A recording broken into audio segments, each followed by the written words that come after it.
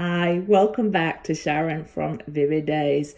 I'm super excited to finally unbox this and work with some more Arteza pigments and glitter. For those of you that know me, you know I'm going back through my glitter phase, so I cannot wait to unpack these glitter jars and have a look what I can create as a separate project. And also the metallic acrylic colours. I've not worked with the metallic ones before. It looks like there is a smorgasbord of, oh, let me just change this for you. Oh, sorry, hope I'm not making you dizzy. Of selection of colours. I've been gifted some more acrylic premium colours. Cannot wait to have a go at those. I'm going to do a step-by-step tutorial of my meadows with that.